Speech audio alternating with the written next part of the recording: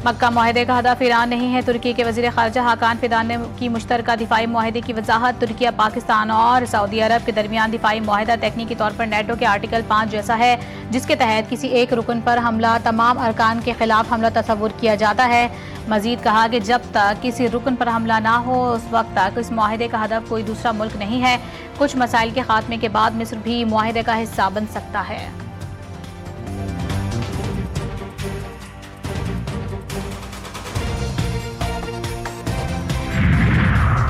Yemen की मुसल्लह फौज का हूसियों अस्करी तंजीम अंसारुल्लाह के खिलाफ फौजी कार्रवाइयां शुरू करने का ऐलान। यमनी फौज का कहना है कि हूसियों ने यमनी मुसल्लह फौज फौजी ठिकानों और असलहा गोदामों को निशाना बनाया। ताज़ा कशीदगी के जवाब में कार्रवाइयां कर रहे हैं। हूसी ग्रुप का कहना है कि हूसी अहदाफ को निशाना बनाने के लिए सऊदी मनसूबा में ताउन करने पर यमनी फौज पर हमले किए। मक्का दिफाई मुआहदा पाकिस्तान के लिए काबिल फ़ख्र है। पाकिस्तान खित्ते में अमन और तहफ़्फ़ुज़ के ज़ामिन के तौर पर उभरा है। मुसल्लह फ़ौज की महारत की पूरी दुनिया गवाह है। वफाकी वज़ीर पेट्रोलियम अली परवेज़ मलिक ने मीडिया से गुफ्तगू में कहा, हुकूमत ने मुश्किल फैसले करके मुल्क को तरक्की की राह पर गामज़न किया। कशीदगी के बावजूद पाकिस्तान में पेट्रोलियम मसनूआत की क़िल्लत नहीं हुई। वज़ीर आज़म ने अवाम को सब्सिडी फराहम की।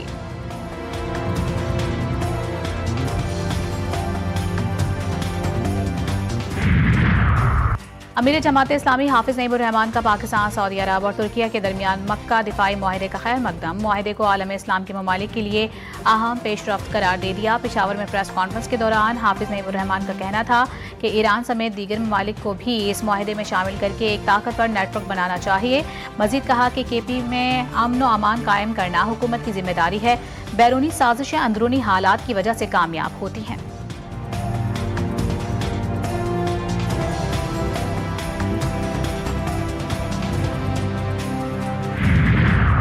पाकिस्तान क्रिकेट टीम इंग्लैंड के खिलाफ होने वाले टेस्ट सीरीज की तैयारी कल से शुरू करेगी। कौमी टीम का पहला ट्रेनिंग सेशन काउंटी ग्राउंड में होगा। Pakistan cricket team West Indies से 2 टेस्ट मैचेस की सीरीज खेलकर गुज़िश्ता रोज इंग्लैंड पहुंची है। पाकिस्तान इंग्लैंड के दरमियान 3 टेस्ट मैचेस की सीरीज का पहला मैच 19 अगस्त से लीड्स में शुरू होगा। ओमान से मुआहदे का मतलब हरगिज ये नहीं कि आबन हुर्मुज़ खुल जाएगी। ईरानी वज़ीर ख़ारजा का 2 टूक पैगाम ऐलान किया कि ईरान और ओमान के दरमियान आबन हुर्मुज़ से मुताल्लिक़ मुज़ाकरात आखिरी मरहले में दाखिल हो चुके हैं। हतमी मुआहदा बहुत करीब है। मीडिया से गुफ्तगू में कहा कि तकनीकी पेचीदगियों के बायस फ़िलहाल एक आरज़ी बहरी रास्ते पर काम किया जा रहा है। वाज़ेह किया कि आबन हुर्मुज़ को दोबारा खोलने का फ़ैसला दीगर शराइत से मशरूत है।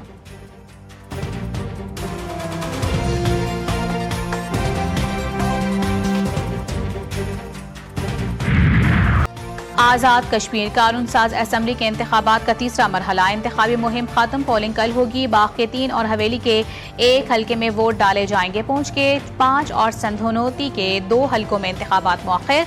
Chief election commissioner Azad Kashmir का कहना है कि रावलाकोट में धरनों का मसला हल होने पर अगले 7 दिन में पोलिंग की नई तारीख का ऐलान करेंगे। सियासी रहनुमाओं के इल्जामात पर बयानबाजी नहीं कर सकते। इंतखाबी मराहिल मुकम्मल होने के बाद हकाइक सामने लाएंगे।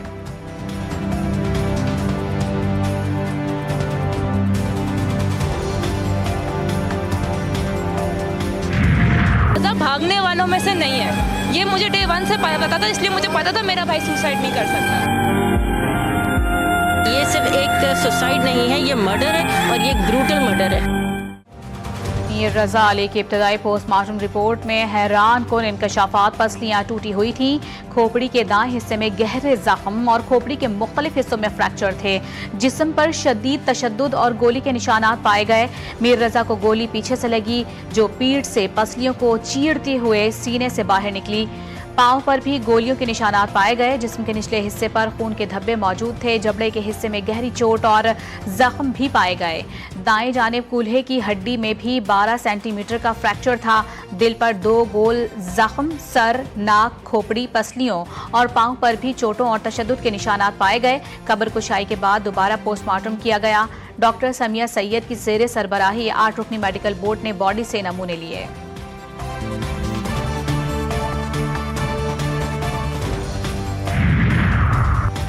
मीर रजा अली की नई पोस्टमार्टम रिपोर्ट और वारिसों का मुतालबा। खुसूसी तहकीकाती कमेटी तहलील। केस पर काम करने वाले तमाम पुराने अफसरान केस से बाहर।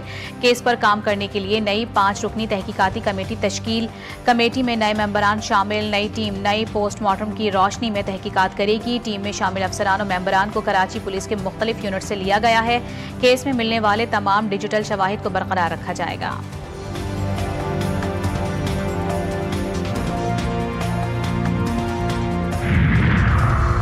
मालूम नहीं कि मीर रजा अली के कत्ल में कौन से अनासिर मुलव्वस हैं, ताहम पुलिस को इस हवाले से सब मालूम है। एक जिम्मेदार ऑफिसर की हैसियत से आईजी सिंध ने मुबैना तौर पर गलत मौक़िफ़ कैसे अख्तियार किया। मीर रजा अली के वालिद मीर हुसैन अली ने मीडिया से बात करते हुए सिंध पुलिस की कारकर्दगी पर सवालात उठा दिए। कहा कि हम 30 जुलाई से मुसलसल ये मौक़िफ़ अख्तियार कर रहे हैं कि मीर रजा अली को कत्ल किया गया, ताहम पुलिस हमारी बात तस्लीम करने की बजाय खुदकुशी के मौक़िफ़ पर जोर देती रही। मीर रजा की वालिदा ने कहा कि पोस्टमार्टम से काबिल ही जिस्म की हालत देखकर अहले खाना ने उसे कत्ल करार दिया था। अब मेडिकल शवाहिद सामने आने के बाद उनका मौक़िफ़ दुरुस्त साबित हो गया। उनकी एक वीडियो नशर हुई है कि वो अपने ऑफिस की वहाँ से गन निकाल रहे हैं। गन निकाल रहे थे, उनको सुसाइड करना था, गन निकाल के वहीं अपने आप को शूट कर लेते। उसको लेके हैदराबाद से जहाँ उनकी आउटलेट है वहाँ से वो जौहर क्यों जा रहे हैं? उनको सुसाइड करना है, वो अपने घर आके कमरे में बैठ के सुसाइड कर लें, वो अपनी गाड़ी में बैठ के सुसाइड कर लें। एक बंदा जिसका दिल चाह रहा है कि आज मैं अपने आप को ख़त्म कर लूँगा, कि वो कराची के डिफरेंट जगहों को क्यों एक्सप्लोर कर रहे हैं। वज़ीर दाखिला मोहसिन नकवी का लाहौर एयरपोर्ट का अचानक दौरा इमिग्रेशन प्रोसेस का जायजा लिया। मुसाफिरों से बातचीत भी की। एक मुसाफिर की जानिब से एजेंट के जरिए रकम लेने की शिकायत पर वज़ीर दाखिला का फौरी notice. Case federal investigation agency के सुपुर्द कर दिया। एजेंट की गिरफ्तारी का हुक्म। मुकम्मल सफरी दस्तावेजात वाले किसी मुसाफिर को सफर से नहीं रोका जाएगा। वज़ीर दाखिला की यकीन दहानी।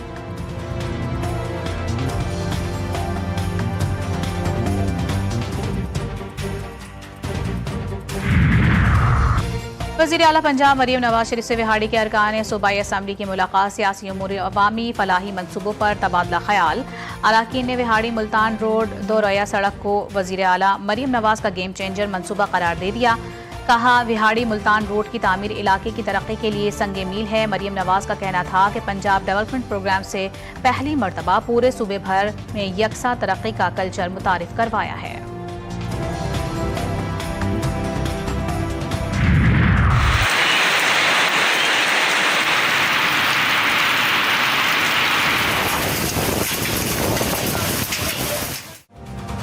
लाहौर के मुख्तलिफ इलाकों में सुबह सवेरे बारिश। कसूर गिरदोनवाह में भी बादल बरस पड़े। मौसम खुशगवार हो गया। आज पंजाब, बलूचिस्तान, केपी, गिलगित बल्तिस्तान और आज़ाद कश्मीर के चंद मकामात पर बारिश का इम्कान। मुल्क के बड़े दरियाओं में पानी की बहाव में इजाफे का है इम्कान। रावलपिंडी और खैबर पख्तूनख्वा में दरमियाने सैलाब का खदशा। शुमाली और जनूबी वजीरिस्तान के नदी नालों में भी सैलाब का खतरा।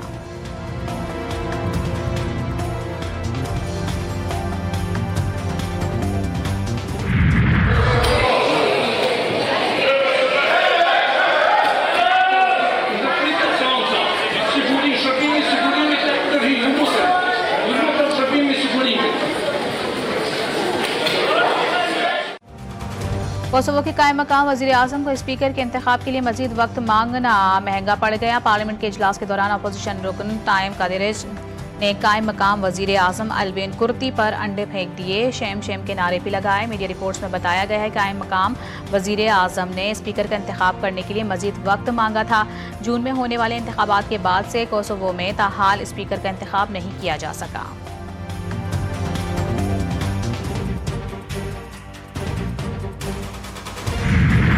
कनाडा के सूबे ब्रिटिश कोलंबिया के जंगलात में लगी आग बेकाबू। आग 9,500 एकड़ रकबे तक फैल गई। समरलैंड, पीचलैंड और दीगर इलाकों में इनखला के अहकामात जारी कर दिए गए। महफूज मकामात पर मुंतकिल होने की हिदायत। समरलैंड में जंगलात की आग के बायस इमरजेंसी नाफिज। बिजली की फराहमी भी मुतासिर। तकरीबन 1,500 फायर फाइटर्स आग पर काबू पाने की कोशिशों में मसरूफ।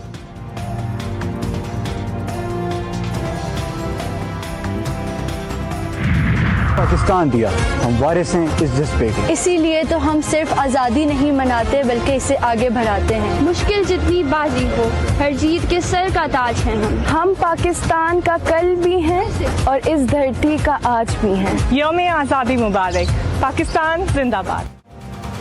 और वतन से मोहब्बत की लाजवाल दास्तान जिंदा, हर दिल में जज्बा हुब्बुल वतनी की रोशनी जगमगा उठी। मुल्क भर में जश्न आज़ादी की शानदार तैयारियां, गली कूचों से लेकर बड़े शहरों तक हर तरफ कौमी परचम लहराने और जज्बा हुब्बुल वतनी के रंग बिखेरने का समा। मिलनी नगमों की गूंज से दिल धड़क उठे। शहरियों ने वतन की सलामती और खुशहाली के लिए अहद व पैमा का ऐलान कर दिया।